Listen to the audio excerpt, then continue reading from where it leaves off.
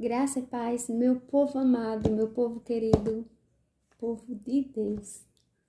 Um abraço a vocês todos. Eu gostaria de abraçar um por um, mas não é possível. Se sintam abraçados pelo Espírito Santo. Que a paz do Senhor esteja com todos, em todos os setores da vida de cada um de vocês. Que o Espírito Santo venha trazer paz, iluminar, né, os caminhos, e que os desejos dos vossos corações sejam alcançados pela graça. Então, eu me chamo Adriana, não sou psicóloga, terapeuta, psicanalista, não sou psiquiatra e não sou pastora, apenas uma serva de Deus, apenas uma pessoa que busca evoluir, apenas uma pessoa que teve muitos sofrimentos na vida, perdas, abandono, frustrações, mas que com a graça de Deus aprendeu a superar, né? E sou uma sobrevivente, né? Aos trancos e barrancos, às tempestades da vida. Passei por momentos difíceis desde o ventre da minha mãe, momentos difíceis mesmo. Minha infância não foi uma infância que eu gostaria de ter tido. Minha adolescência, cheguei na fase adulta, me envolvi com uma pessoa que parecia a melhor pessoa do mundo, mas depois mostrou-se ser uma pessoa fria, calculista. E eu tô vivendo o deserto da separação faz 2 anos e 5 meses. Então, nesse canal, eu falo desde o nascimento, desde o meu nascimento, melhor dizendo, até hoje, né, no meu dia a dia. Estou passando por esse deserto e como eu também tive os meus erros, então aqui venho trazer, né, uma palavra para que você aí do outro lado não cometa os mesmos erros que eu cometi, que foi ouvir, né, as pessoas que vinham trazer conversações, né, fofocas. Não fui eu que traí, não fui eu a causadora do meu relacionamento acabar. Sim, não fui eu. Por mim, ainda estaria tudo bem, né? Porque quem conhece a minha história sabe, né? O quanto eu fiz, o que eu fiz. Mas a pessoa que deu brechas e já tinha consigo, né, traços narcisistas, já tinha o pecado em si e abriu, né, o portal para que entrasse mais e mais e se perdeu na vida. Então, esse deserto me ensinou muito mesmo. Tem me ensinado, então quero passar minha experiência para vocês. E também quero que vocês me ajudem, né? Comentem aí se vocês estão passando também por esse problema, ou os que já passaram, que já conseguiram a restauração, os que estão em busca, aqueles também que não querem, fiquem à vontade, porque somos livres, né? Nós que fazemos nossas escolhas, então nós somos livres, né? Então cada um faz por si. Quem quer lutar pela restauração, luta. Quem não quer, se dispõe a um novo. Então eu quero falar das 4 fases do deserto. Essa é a primeira fase. O que acontece na primeira fase, né? O que eu vivi também. Que é uma fase muito difícil, para mim é a pior fase, né? Para todo mundo. Que é a fase quando o cônjuge sai de casa, ou que ele foi por conta própria, ou que a gente mandou embora, né? No meu caso, eu mandei embora. Foi preciso. Então, é uma fase de abandono, solidão, de culpa, muito choro, muita frustração, né? Você não quer comer, você não quer se cuidar, você só quer chorar. E também nessa fase a gente quer falar muito, né, mal do cônjuge, da cônjuge. A gente quer falar horrores, né, porque a gente se sente a vítima, a abandonada. Então, só ele que não prestava, a gente é o santo, né, da história. gente fica assim tão indignado. É um bolo na garganta, é uma dor no peito que não tem remédio que sare. É bem complicado, é a dor do luto. Se iguala com a dor da morte. Porque é uma dor que só quem passou sabe, né? Então, por mais que a gente fique deprimido, por mais que a gente implore, a pessoa não volta. Porque a pessoa saiu muito amargurado, muito chateado, né? Porque dependendo da situação, porque a minha mesmo, o meu não queria ir embora. Mesmo me humilhando, mesmo a gente brigando, mesmo ele tirando a minha paz, pecando com a outra, né? Bebendo em excesso, fazendo tudo errado, ele não queria ir embora, de jeito nenhum. Ele queria ficar. E eu cheguei à decisão que não dava mais certo, porque eu avisava ele todo santo dia. Então, eu mandei embora no impulso. Nesse dia, eu creio que foi Deus. Assim, Deus permitiu, né? Porque eu clamei muito. Mas teve a intervenção do diabo, todos os dias tinha sim. Porque nesse dia ele saiu de boa. Aí eu disse, eu vou fazer um pirão hoje pro almoço, que dia de domingo eu gostava de fazer uma coisa diferente. E o pirão, eu só vou fazer quando você estiver perto de vir, para ficar quentinho. Eu sempre esperava ele para almoçar com a minha filha.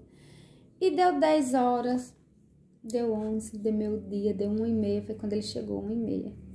Imagine, eu já tinha dado comida para minha filha, né?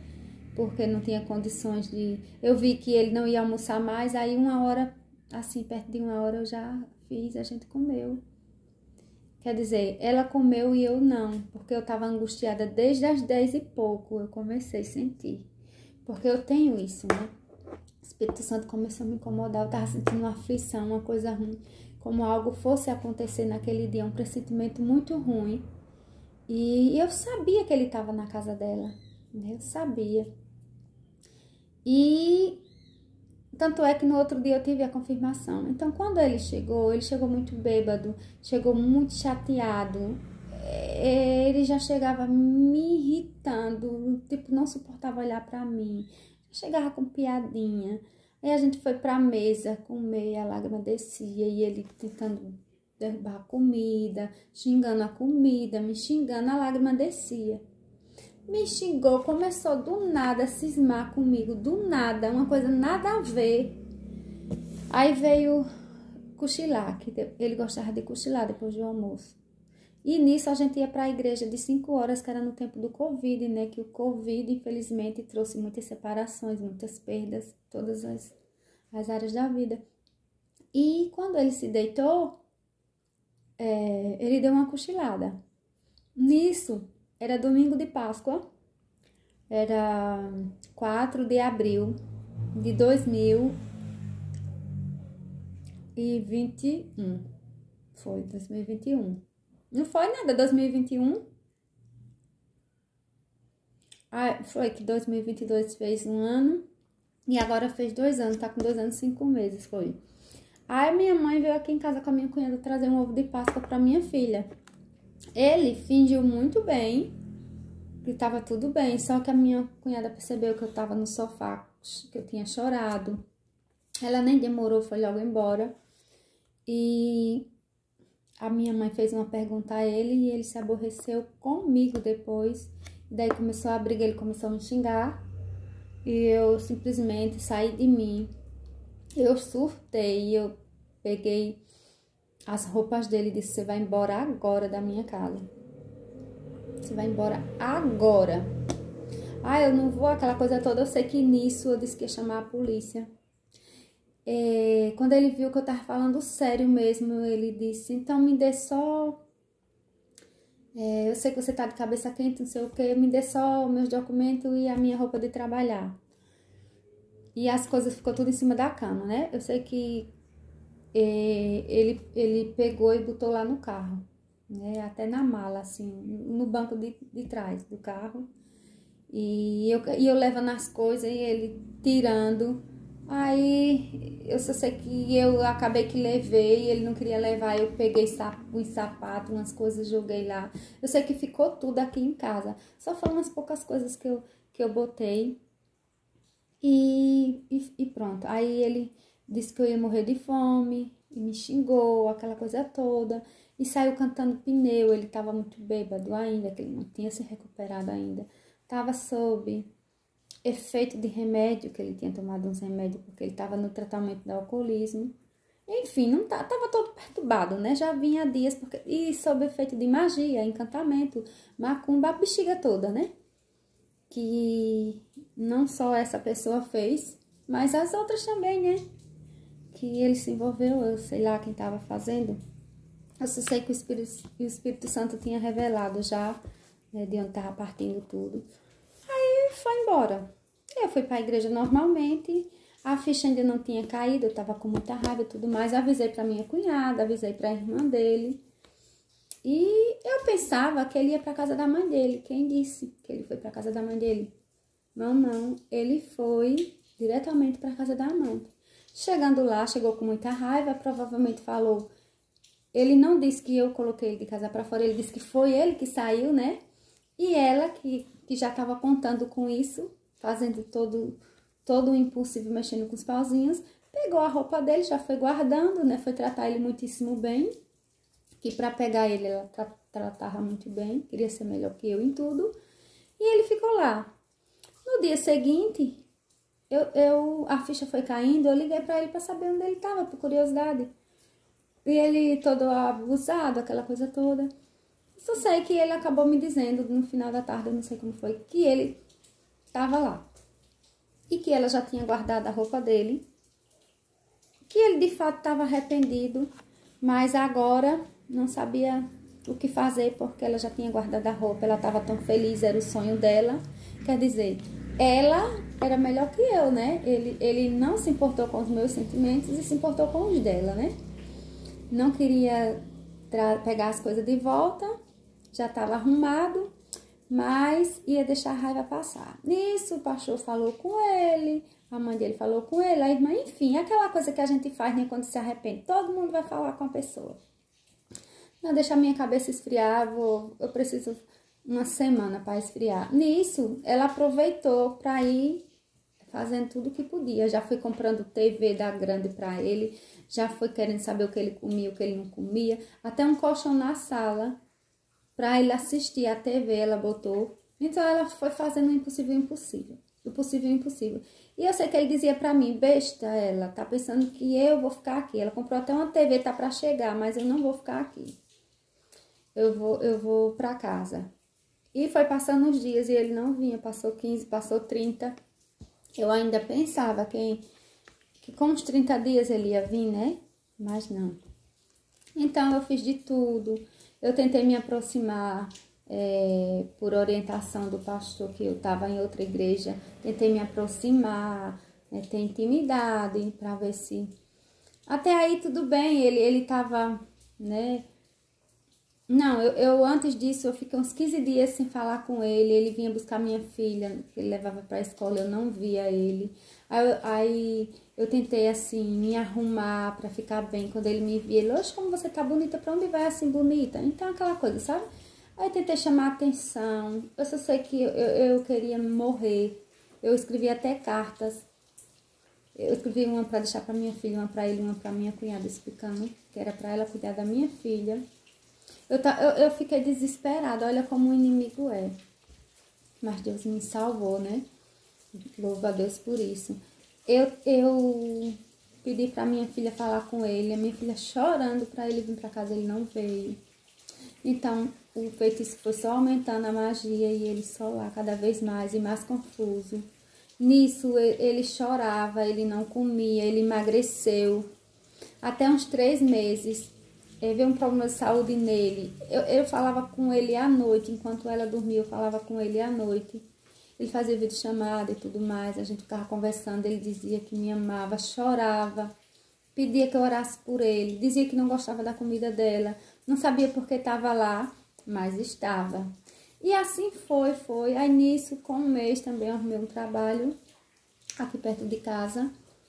para poder me ocupar e pagar as contas, né? Porque eu fiquei sem nada. Não tinha o salão funcionando, sem renda, e eu fui trabalhar. Nisso foi bom para mim, porque eu tinha com quem conversar, né? Tava perto da minha filha, que a minha filha, quando chegava da escola, ficava comigo, e aquela coisa toda. E eu fui aprendendo a conviver. Só que eu não tirava a aliança do dedo, eu deixava as coisas na rede social, mas eu fiz muita coisa errada nesse período, né? Eu peguei o Instagram dela e mandei no direct fotos que eu conversava com ele, as conversas, e só não mandei áudios porque não tinha como mandar, não tinha o número dela. Eu sei que eu quis provar pra ela que ele era louco por mim e tudo que estava acontecendo. Só piorei a situação. Tudo que eu fiz só piorou a situação. Tentei trazer ele aqui pra casa, aí ele veio, aí eu sujava ele de batom. Eu disse, eu tava cheia de raiva, eu confesso, eu tava tão cheia de raiva que eu queria que ela sentisse na pele o que ela já fez comigo. Isso foi o primeiro mês, sabe? Até uns 2 meses, por aí. Então, nada, não acontecia nada. Ela não deixava ele. No primeiro mês também pedi pra ele vir dormir aqui. Eu disse, eu vou me matar. Se você não vir, eu vou me matar. Ele veio por pena, dormiu aqui. Quando foi umas 4 da manhã, ele capou o gato, como diz o outro. Que como se tivesse louco, sabe? Tão enfeitiçado que ele foi embora. Aquilo me matou. Aí foi quando a ficha caiu. Eu digo, como é a história? O que é que eu tô fazendo da minha vida? Não, agora eu vou me amar. E outra vez, ele dormiu um pouco, mas quando foi assim, 2 da manhã, que ele acordou, aí ficou brigando. O que foi que você fez? Que eu dormi, que ele me acordou? Aí foi embora, isso foi no primeiro mês também. Foi tudo assim no primeiro mês, no segundo. Foi embora que nem um louco. Eu só sei que as atitudes dele foram me afastando. Aí nesse momento eu não queria lutar por restauração mais. Eu só tava na pirraça, mas ela postava uma coisa, eu postava outra. Ela dizia que era o marido dela, eu dizia que era o meu. E eu não fiquei debatendo na rede social, mas eu tentei humilhar ela assim no direct. Tentei mesmo, mas ela não me disse nada. Ela estava disposta a ficar com ele, a lutar. E ela conquistou ele de uma forma e eu fui pegando raiva. Aí eu acho que com uns 7 meses para 8, uns 6 meses. Peraí, se foi em abril, em dezembro. Foi em dezembro que eu tirei a aliança do dedo. Aí tirei o Facebook, o nome dele. Eu tenho as fotos privadas. E tirei com muito... Até hoje eu sinto falta da minha aliança. Né? Tantos anos eu tirei a aliança, senti uma falta. Me fez uma falta que eu não sabia como suportar aquilo. Mas é necessário, né? Então, assim, a primeira fase do deserto, a gente faz muita loucura. Eu não fui para a porta dela, não fui esculhambar com ela, mas eu fiz outras coisas, eu queria que ela sentisse na pele, eu desejei muito mal, eu fiz muita coisa errada, que eu aconselho que não faça. Porque é aí, nesse processo, que a gente tem que ter a sabedoria do alto. Porque se eu tivesse tido sabedoria, ele tinha voltado assim para casa independente. Mas não, eu não fui pro joelho, eu com o coração cheio de mágoa, de ódio. Eu só tava provocando, só fazendo coisa. E olha que ele demonstrava às vezes, né, que queria voltar. Aí quando eu aprontava, ele dizia, tá vendo que eu não volto? Você não muda, você tá me afastando de você. Então, foi assim, né, a primeira fase... Ele é assim, né? Eles ficam se vitimizando também, né? Que o culpado somos nós, que foi você que me mandou embora.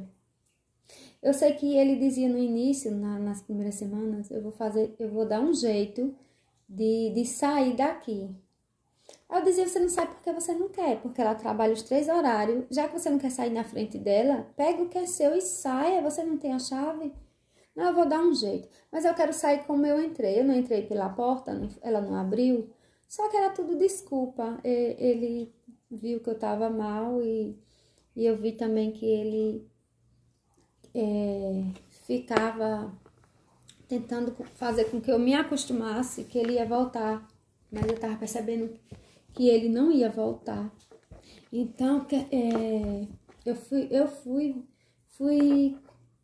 conhecendo as estratégias, né? E eu vi que ele não ia voltar. E eu fui me acostumando, né? Eu sei que a primeira fase é a pior, que é a fase que você faz loucura, que você sofre, né? Você fica depressivo.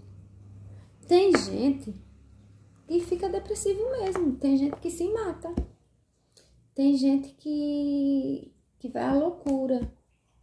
Tem outros não, que rapidinho tá tudo bem, né? Já arruma outra pessoa, ou finge que tá tudo bem. Cada pessoa age de um jeito. Mas o conselho que eu dou, que na primeira fase é a fase que a gente tem que buscar sabedoria, buscar a Deus, se apegar, se firmar. E olha que eu tava na igreja, viu? E eu fazendo tudo isso, porque demorou para eu ter, eu vou falar no próximo vídeo, demorou para eu ter maturidade e para eu me perdoar e perdoar eles e ir suportando, né? Demorou. Então, a primeira fase, minha gente, quem concorda comigo que fez também essas loucuras, a gente só perde. Porque ao invés de a gente trazer, a gente afasta. Aí, se o deserto tem que ser rápido, vai ser longo.